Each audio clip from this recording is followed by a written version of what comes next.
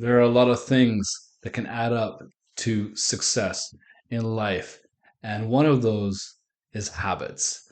It doesn't matter if we're dealing with eating habits, work habits, or study habits.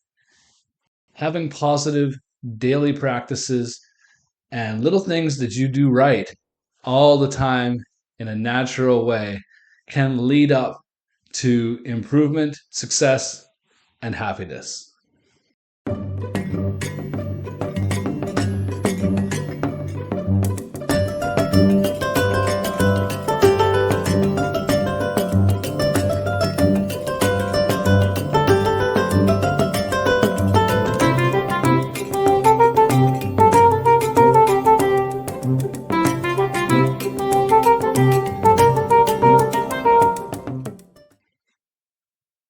Today, we're going to focus on some ultimate study habits that if you get the hang of and if you can put them into your regular routine, you are definitely going to see a big difference in your grades, which will make life easier for you in many, many ways.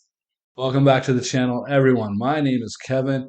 I am an English teacher and writer who's quite thrilled to share my teaching experience with many, many students around the world, students of different ages and skill levels. We all come together here because we want to meet our study or life goals by learning some really simple and effective study tips. Share with your friends and give me your feedback at any time. I'd love to hear your comments and I will get back to you ASAP. Throughout my academic career, I have maintained honor status. I've always been naturally good at school and learning things like that. But at the same time, I followed a lot of study habits throughout primary school, high school, and university that have really helped me be successful. Our study tips for today are right in front of us here. As you can see, we are going to start with some discipline. We want to remember that work comes before play. It's easier said than done, and we'll get into the details of what kind of attitude you should have so that you don't become a master at procrastinating or pushing the work until you have to stay up all night and the homework that you submit to the teacher is not your best effort. Secondly, it is crucial for you to know how your mark is being broken down. And to do that, you need to make a marking rubric checklist, or at least a checklist of all the requirements and instructions that your teacher gives you for any homework assignment. Third, we're going to delve into the importance, absolute importance, and why you must always brainstorm and plan before diving right into a project. Any kind of assignment, homework, planning is definitely key. Next, we're going to talk about how valuable synonyms are for you and why you should always be building your toolkit, that is your lexical range, so that you can develop your own style and really impress your listener or your reader. Finally, we're going to start and end off with some strong moral values, and it's all about the attitude of welcoming challenge. When you come home from school with that homework assignment, I want you to take on the point of view that your play will be your reward. You want to get an early start on your homework, and you don't want to feel guilty about procrastinating, knowing in your mind that you should be getting the work done. It's an age old adage, work before play, but it's much easier said than done, especially when we're surrounded by games and everyone's got screens in their hands and social media. 360 degrees, we are completely distracted and being pulled by advertising and marketing and technology, little bits of information. It's very important that you focus in. So before you watch a movie, play a game, or have a 2 hour long text message conversation with your bestie, sit down and get the work done first. Always make play a reward for your work. At the same time, don't rush through the work because you're trying to get to play. I have a 7-year-old son, and he loves to sometimes, he has a tendency to go through the homework a little quick, knowing that when he finishes, he gets to play some PlayStation 5. Slow down. Don't rush. Always put forth your very best effort, um, and take your time. If there's anything you're learning whatsoever, any steps, any instructions that you do not understand or you're not clear about, slow down, read it over, and make sure you understand it before moving forward. Our second very incredible study habit, and I've used this all through high school and university, is to make a marking rubric checklist.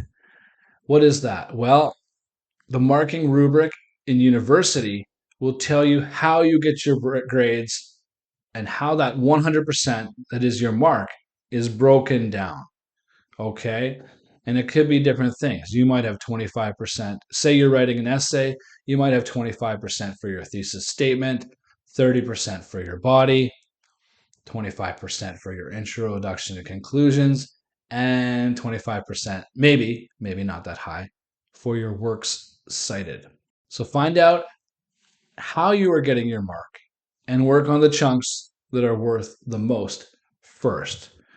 For example, if you are writing an essay, once you have your thesis statement, start with go into your body. Don't worry about your introduction and conclusion or your works cited.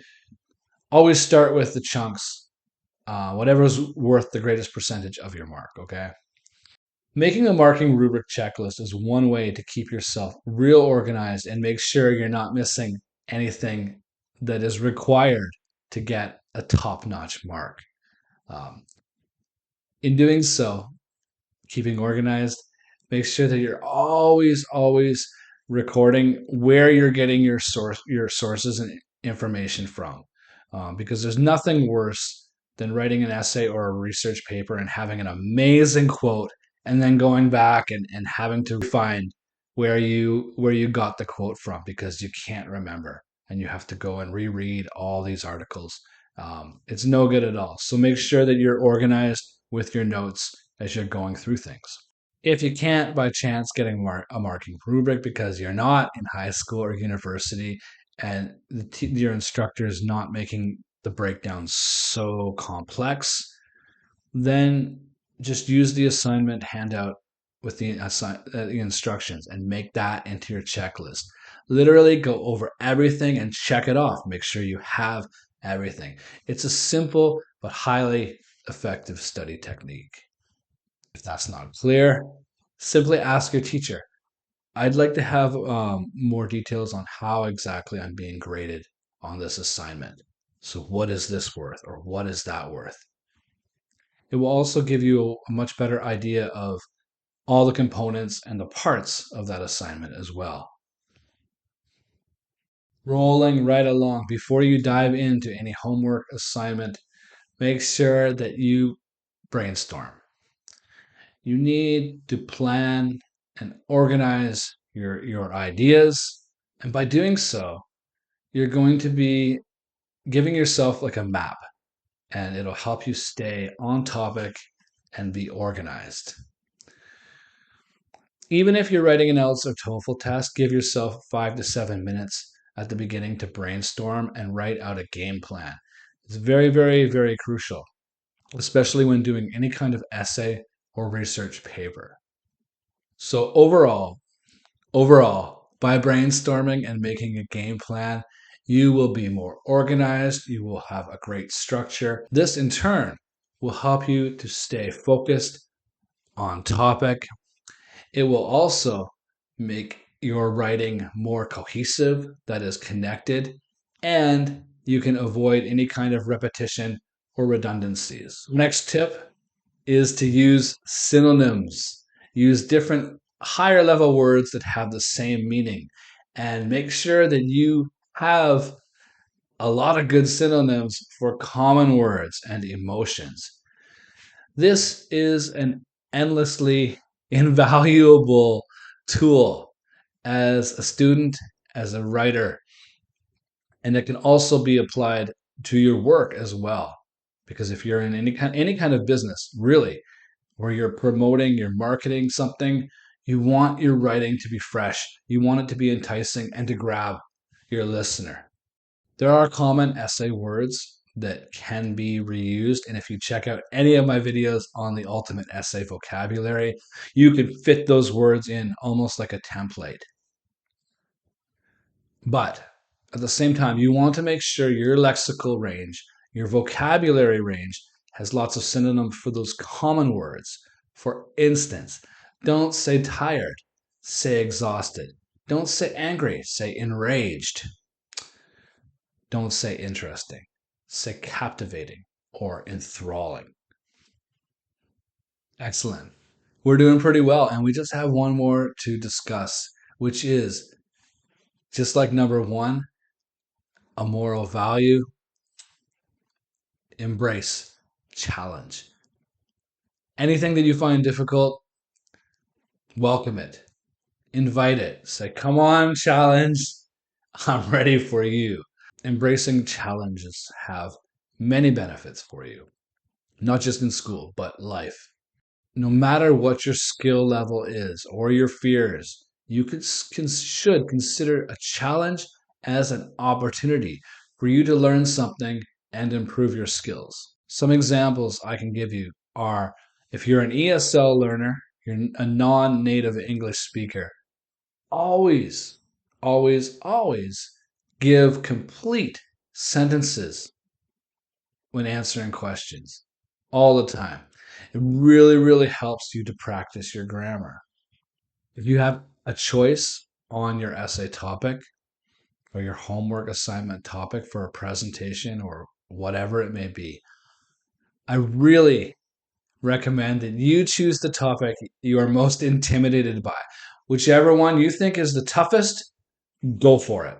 Taking the easy road might be quicker, but it doesn't necessarily help us to improve our skills. Overcoming challenges will always make us stronger. And the stronger we become, well, who knows the possibilities? Who knows what we can take on in this life?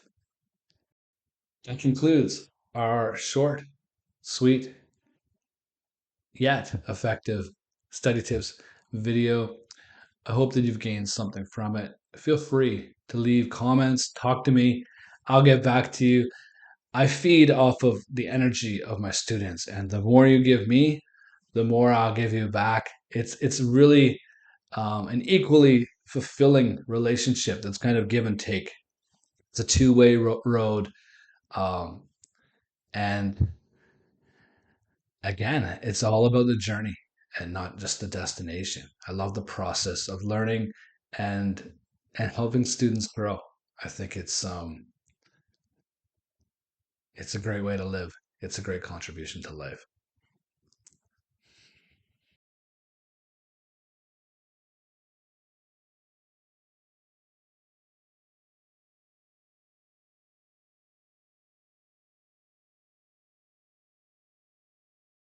For a daily exercise, I want you to take any of these study habits. And the question really you can ask yourself is, do you do any of these things? How often do you do them naturally? I can guarantee you that if you put these study habits into your regular routine, these are little things that will definitely make a big difference. Again, if you feel that this video has been advantageous to you, feel free to click the subscribe button. I definitely appreciate your support.